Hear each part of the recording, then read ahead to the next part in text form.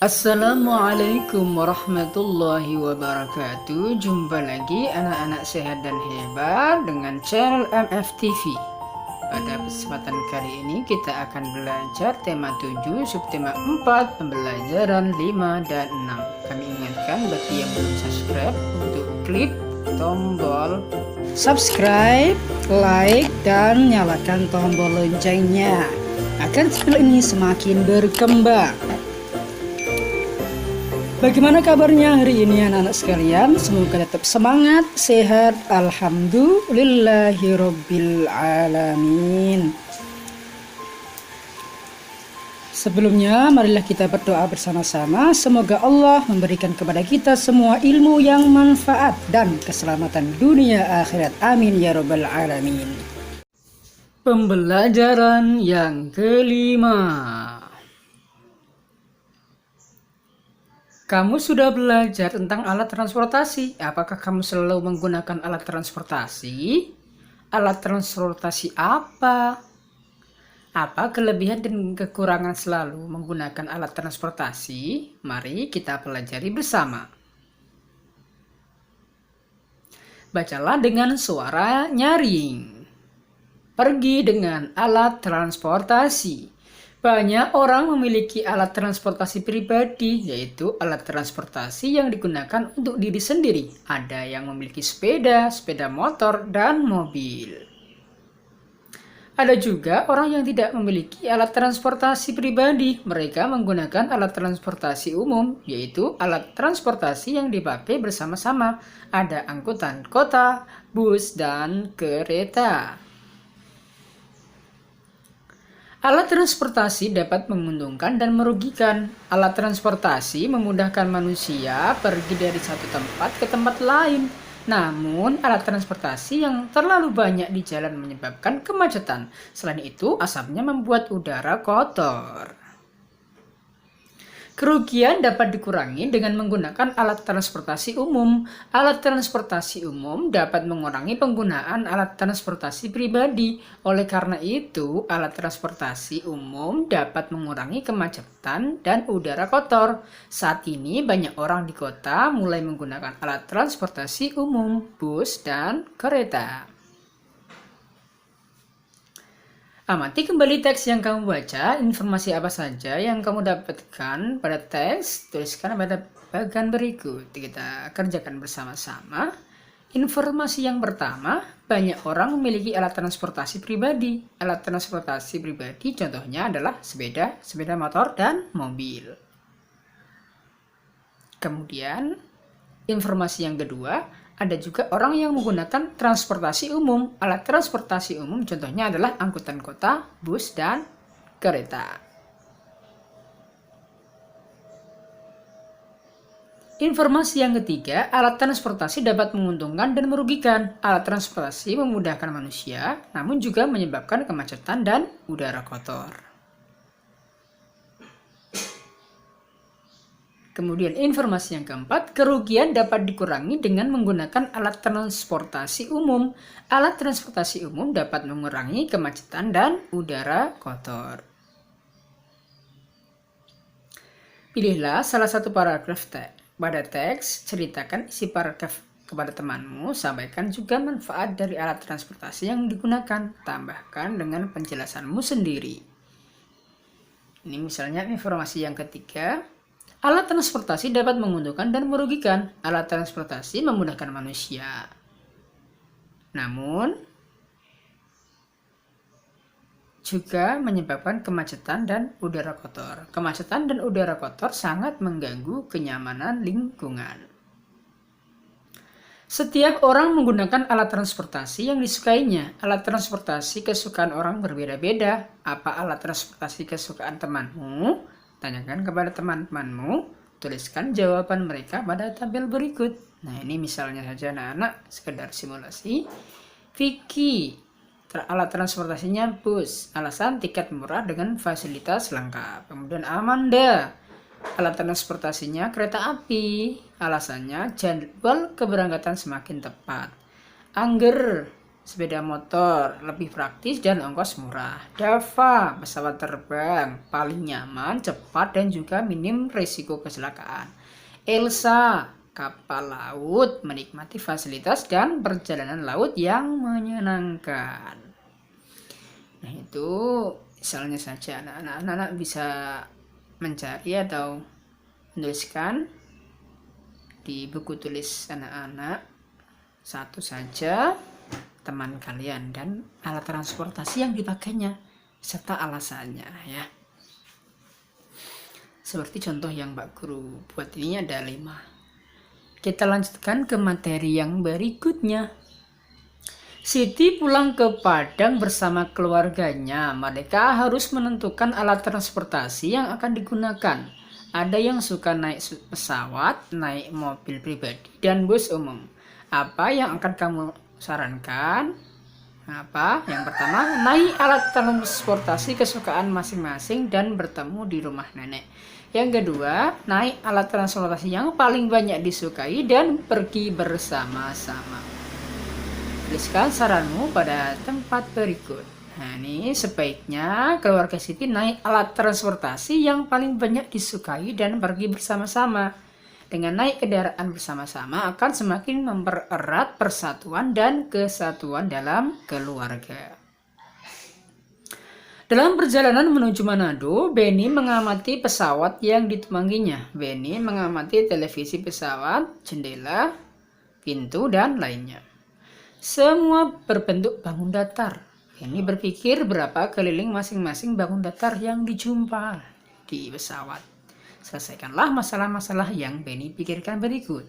Nah, ini kita jawab bersama-sama. Yang pertama, layar televisi di pesawat berbentuk persegi panjang. Panjangnya 25 cm dan lebarnya 20 cm. Jika tepi televisi ingin diberi bingkai pelindung, berapa panjang bingkai yang dibutuhkan? Panjang bingkai sama dengan keliling televisi. Nah, panjangnya 25, lebarnya 20, berarti kelilingnya 25 tambah 20 tambah 25 tambah 20, jumlahnya 90 cm.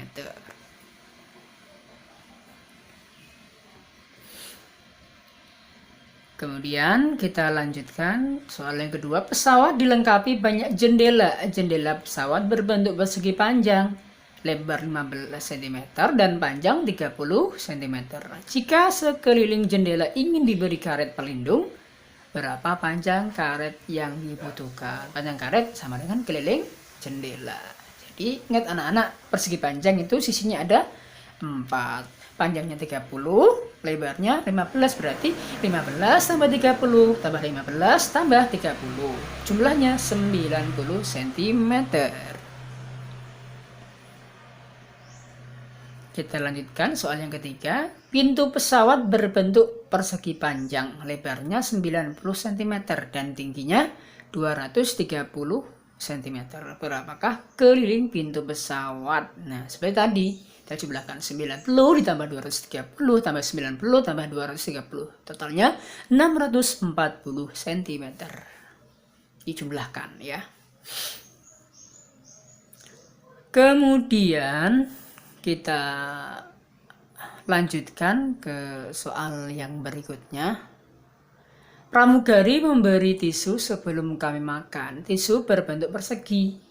Setiap sisi panjangnya 40 cm. Berapa keliling tisu? Nah, kalau persegi kan sisinya 45 cm ya. Dan ingat, ada 4 sisi, berarti tinggal 45 ditambah 45 tambah 45 tambah 45 sebanyak 4 kali ya. Jumlahkan hasilnya 180 cm. Kita lanjutkan, tentukanlah keliling bangun datar berikut. Nomor 1, setiap sisi panjangnya 10 cm. Berapa keliling bangun tersebut? Nah, itu segi 5, berarti tinggal 10 ditambah 10 tambah 10 tambah 10 tambah 10 sebanyak 5 kali, jumlahkan 50 cm. Nah, ya, sisinya 5 berarti jumlahnya 10 ada 5 kali ya. Kemudian ada segi 6. Ya, panjang sisinya 8 cm, berarti tinggal tambahkan 8 sebanyak 6 kali. 8 tambah 8 tambah 8 tambah 8 tambah 8 tambah 8, jumlahnya 48 cm. Kemudian kita lanjutkan ke soal yang nomor 3. Ini ada segi 7 ya. Nah, ada segi 7. Berarti kelilingnya 6 tambah 6 tambah 6 tambah 6 tambah 6 tambah 6 tambah 6 sebanyak 7 kali. 17 kan hasilnya 42 cm.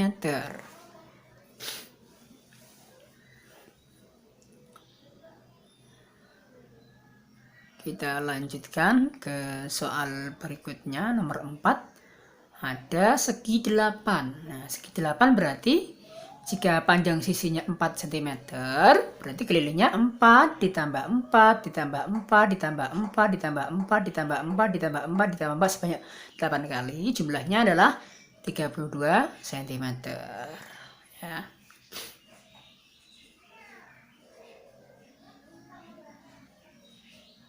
Kemudian ada segi 10 anak-anak ya. 1, 2, 3, 4, 5, 6, 7, 8, 9, 10, 11, 12. Segi 12 berarti tinggal 4 kali 12. Atau 4-nya dijumlahkan sebanyak 12 kali. Jumlahnya adalah 48. Kita lanjutkan ke pembelajaran yang ke-6. Edo dan teman-temannya kagum dengan perkembangan alat transportasi. Alat transportasi digunakan untuk bermacam-macam kebutuhan. Alat transportasi khusus. Beberapa alat transportasi digunakan untuk angkutan sehari-hari. Beberapa alat transportasi digunakan untuk tujuan khusus. Alat transportasi ini digunakan sesuai dengan kebutuhan. Alat transportasi dapat digunakan untuk mengangkut barang. Umumnya orang mengangkut barang dengan truk. Truk adalah mobil dengan bak besar di belakang. Beras, gula, dan terigu diangkut oleh truk. Pasir dan semen juga diangkut oleh truk. Truk dapat mengangkut bermacam-macam barang. Kapal, kereta api, dan pesawat juga dapat digunakan untuk mengangkut barang. Mobil ambulans digunakan untuk mengangkut orang sakit. Dalam mobil ambulans ada alat-alat kesehatan. Mobil ambulans juga dilengkapi sirene. Sirene akan berbunyi saat mobil berjalan. Sirene memberitahu kendaraan lain untuk memberi jalan. Mobil ambulans harus segera tiba di tempat yang dituju. Alat transportasi khusus lainnya adalah mobil pemadam kebakaran. Mobil pemadam digunakan untuk memadamkan api saat ada kebakaran. Mobil pemadam kebakaran juga dilengkapi sirene. Kita harus memberi jalan jika mobil pemadam kebakaran lewat. Masih banyak lagi jenis alat transportasi khusus lainnya. Pelajari lagi macam-macam alat transportasi khusus, bersyukur dan berterima kasihlah kepada orang-orang yang menciptakan alat transportasi. Alat transportasi membuat hidup kita lebih mudah. Kamu sudah belajar tentang alat transportasi khusus. Alat transportasi khusus apa saja yang kamu ketahui? Apa manfaatnya? Tuliskan dengan kalimatmu sendiri. Ini kita kerjakan bersama-sama juga. Pak Guru berikan salah satu contohnya saja. Beberapa alat transportasi digunakan untuk tujuan khusus sesuai dengan kebutuhan. Alat transportasi dapat digunakan untuk mengangkut barang. Adalah truk. Nah, truk dapat mengangkut bermacam-macam barang. Kapal, kereta api, dan pesawat juga dapat digunakan untuk mengangkut barang. Mobil ambulans digunakan untuk mengangkut orang sakit. Mobil ambulans juga dilengkapi sirene dan alat-alat kesehatan. Sirene akan berbunyi saat mobil berjalan untuk memberitahu kendaraan lain untuk memberi jalan agar ambulans segera tiba di tempat yang dituju. Mobil pemadam kebakaran digunakan untuk memadamkan api saat ada kebakaran. Mobil pemadam kebakaran juga dilengkapi sirene.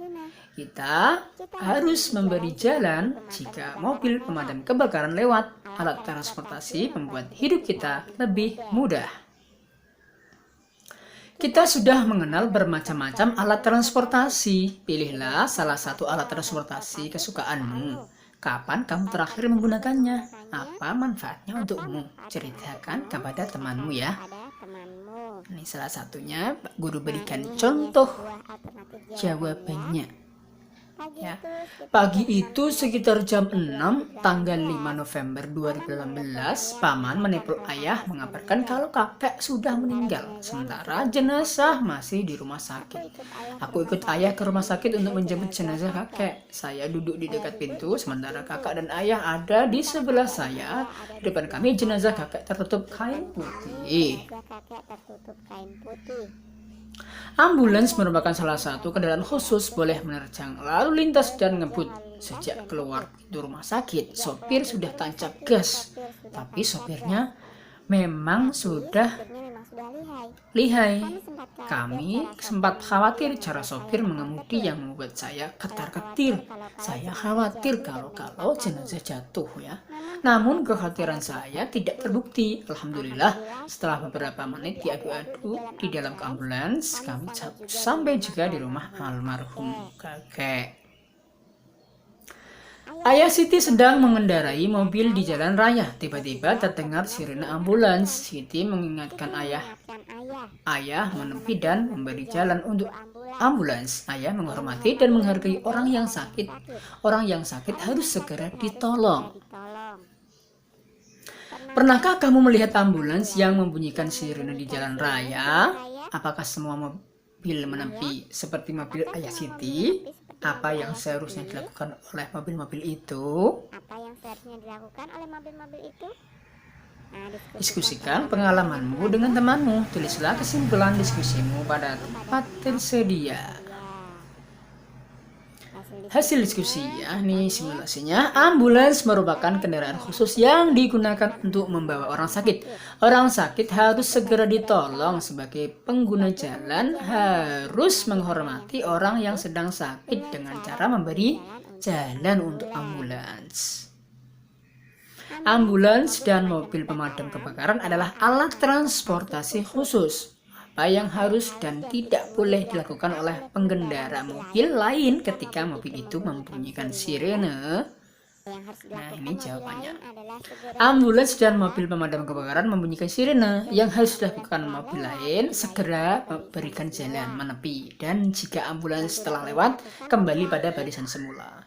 Yang tidak boleh dilakukan mobil lain, tepat berada di jalur lalu lintas dan tidak mau memberi jalan.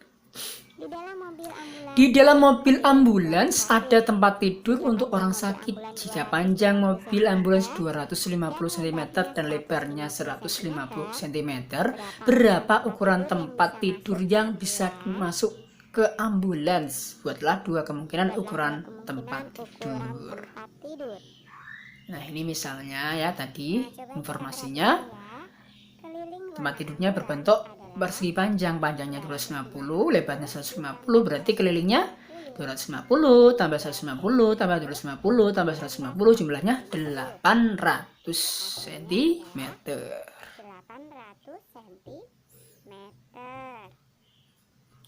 Untuk tempat tidur yang bisa masuk, nah misalnya saja ini panjangnya 220 cm, lebarnya 70 cm. Berarti kalau kita cari kelilingnya, keliling tempat tidur yang bisa masuk, itu 220 tambah 70 tambah 220 tambah 70, jumlahnya adalah 580 cm.